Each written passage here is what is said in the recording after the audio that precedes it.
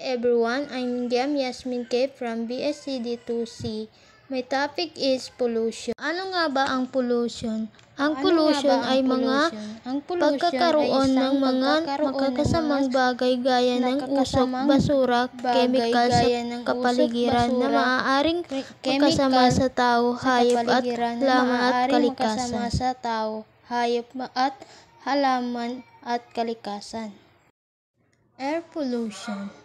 From recycle factories, wildfire, etc., harmful gases like carbon monoxide, sulfur dioxide, nitrogen oxide. Ang air pollution ay isang usok mula sa sasakyang pabrika at pagsusunog ng basura. Maaaring magdulot ng ubo, hika at iba pang sakit sa baga.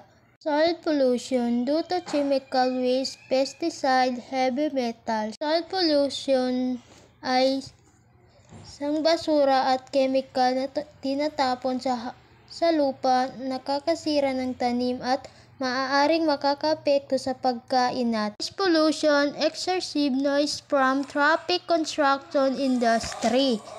So, ang noise pollution ay malakas na tunog mula sa trapiko, construction o party, makaka-stress at nakakaabala sa pagtulog. Light pollution, overuse of artificial light in cities.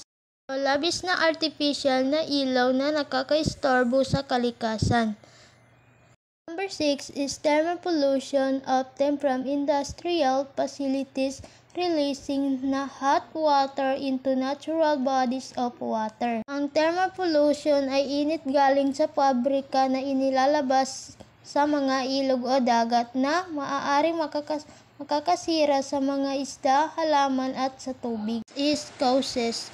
Causes industrialization, ang pag-unlad ng mga industriya ay may malaking ambag sa polusyon at pagkaubos ng mga likas na yaman.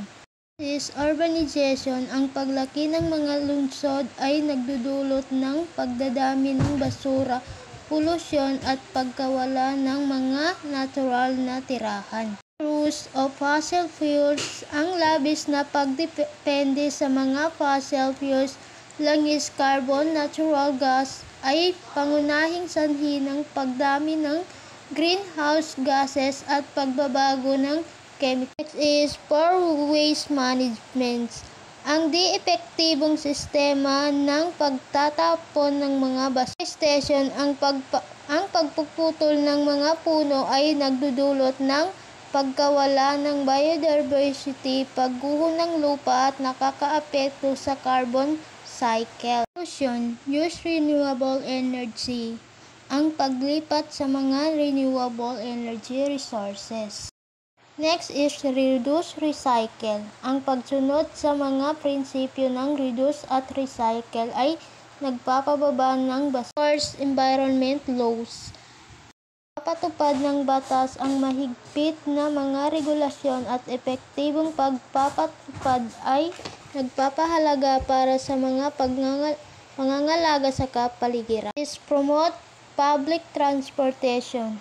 Ang pagpapahikayat sa mga paggamit ng pampublikong transportasyon ay nagpapababa ng trapiko at polusyon sa hangin. Last one is raise awareness. Ang pagtuturo sa publiko tungkol sa mga suliraning pangkapaligiran at mahalaga para sa pagsusulong ng mga sustainable na gawa at pagkilos. Yun lang po, and that's all. Thank you.